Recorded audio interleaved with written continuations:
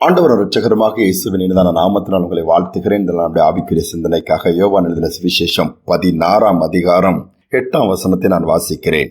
பரிசுத்த ஆவியானவர் வந்து பாவத்தை குறித்தும் நீதியை குறித்தும் நியாய தீர்ப்பை குறித்தும் உலகத்தை கண்டித்து உணர்த்துவார்.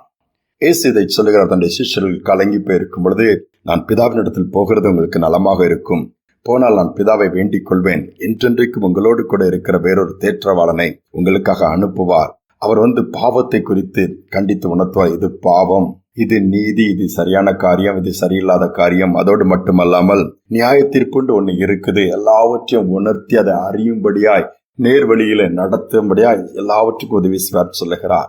இன்னைக்கு பார்க்கும் பொழுது கண்டித்து உணர்த்தும் பொழுது யாருக்கும் அது கடினமாக இருக்கிறது.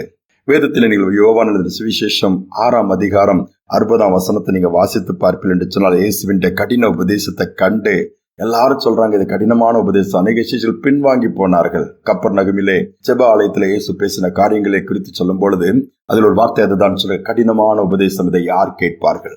நீ கடினமா பேசினா இவரை என்ன விட திட்டி பேசுற, இவரே அவளை ஸ்ட்ராங்கா பேசுறான்னு சொல்லுகிற கூட்டங்கள் தான் அதிகம். நீங்கள் உங்களுக்கு செவிக்கு ஏற்ற மாதிரி மேல் பூச்சாய் பூசி கவலைப்படாதங்க, எல்லாம் சரியா போயிடும் சொன்னா அன்னைக்கு அவ்வளவு சந்தோஷமா போயிடும். ஆனால் ஒன்றும் சரியாகாது, மீண்டுமாய் பிரச்சனை தான் வரும். ஒரு மருத்துவரிடம் போகிறீங்களா, அவர் ஒரு சின்ன கட்டி இருக்கிறது என்று சொன்னால் அவர் ஆப்ரேஷன் பண்ணிடலாம், இல்லைங்க ஆப்ரேஷன்லாம் கஷ்டம்னு சொல்லி போயிடுங்க. இன்னொரு மருத்துவர்கிட்ட போறீங்க, இதெல்லாம் ஒன்றும் இல்லைங்க, சும்மா ஒரு மாத்திரை போடுங்க, கொஞ்சம் மருந்து போடுங்கன்னு சொன்னேன், இதுதான் சரியான டாக்டர்ன்னு சொல்லி போகிறோம். அடுத்து என்ன நடக்கிறது? கட்டி பெரிதாகிறது.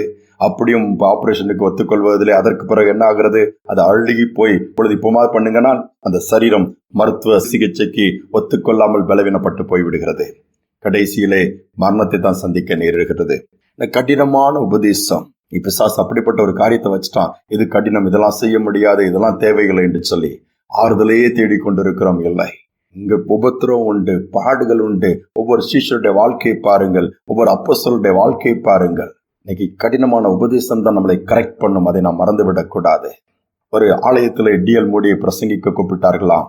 ஒரு வயதான போதகர் கூப்பிடும் பொழுது சரி என்று சொல்லி அவர் ஒத்துக்கொண்டாராம். திருப்பி அந்த டிஎல் மூடியுடைய பிரசங்கத்தை குறித்து அவர் கேள்விப்படும் போது கடினமாய் பேசுவாராமை.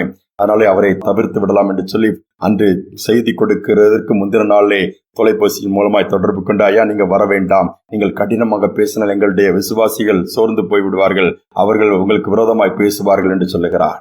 டிஎல் மூடி சொன்னாராம், அது பரவாயில்ல, எனக்கு விரோதமா தானே பேசுவார்கள், இல்லை நான் கட்டாயம் வருவேன், அப்படி பேசினால் நான் பார்த்துக் கொள்கிறேன், நான் கவலைப்பட மாட்டேன் என்று சொல்லிவிட்டாராம். அப்படியே அது செய்தி கொடுக்க அந்த ஆராதனைக்கு வந்தாராம். வார்த்தைகள் ஸ்ட்ராங்காக வைராக்கியமாய் வல்லமையா வெளிப்பட்டதா. என்ன நடந்ததா? அந்த ஜெப வேலைகளை அத்தனை பேரும் அழுது ஒப்பு கொடுத்தார்கள். ஒரே அழுகையின் சத்தம், ஒரு மண்ணும் திரும்புதில் ஆவியும் அங்கு ஊற்றப்பட்டதா.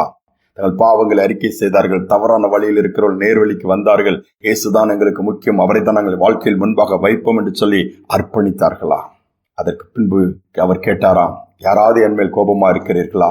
டிஎல் மூடி கேட்டாராம். அந்த காங்கிரிகேஷன் வந்திருந்த ஜனங்களை பற்றி நான் உங்களுக்கு பேசின அந்த கடினமான ஆண்டோடைய வார்த்தை குறித்து இல்லை, எங்கள் வாழ்க்கையை ஒப்புக் கொடுப்பதற்கு, எங்களை உயிர்ப்பிப்பதற்கு, எங்களை மாற்றுவதற்கு அது ஏதுவாக இருந்தது என்று சொன்னார்களா. இந்த கூப்பிட்ட மனிதரோ அப்படியே வெட்கி தலை குனிந்து விட்டாராம். பாருங்கள், இன்று அப்படியே மெதுவா தட்டி கொடுக்கக்கூடிய உபதேசங்களை தான், நோ, சிக்ஷைகள் வேண்டும், நீ பொன் புடமிடப்படாவிட்டால் அது மிளிர முடியாது, வைரம் பட்டை திட்டப்படாவிட்டால் அதிலிருந்து வெளிச்சத்தை பார்க்க முடியாது. நம்ம அர்ப்பணிப்போம். ஆண்டோடைய வார்த்தைகள் கடினமாக இருக்குதுன்னு சொல்லி சோர்ந்து போக வேண்டாம், நம்மை உருவாக்குவதற்கு தானே. இந்த வார்த்தைகளுக்கு செவி கொடுத்து பாருங்கள், வாழ்க்கை முழுவதும் மகிமையாக வல்லமையாய் மாறும். அந்த மறுமையிலே நமக்கு வைக்கப்பட்ட வாழ்க்கை நாம் பெற்றுக்கொள்ள முடியும். ஜெபிப்பு மாண்பின் தகப்பனே, நம்முடைய வார்த்தை வல்லமை உள்ளதப்பா, கணுக்களை பிளக்கக்கூடியது, வண்ணாந்தரத்தை அதிரச் செய்யக்கூடியது. அதோடு மட்டுமல்லப்பா, ஆவியானவர் கண்டித்து உணர்த்துகிறவர். இன்னைக்கு கண்டித்து உணர்த்தும் பொழுதுதான் எங்களுடைய இருதயம் சீர்படும், சபைப்படும்.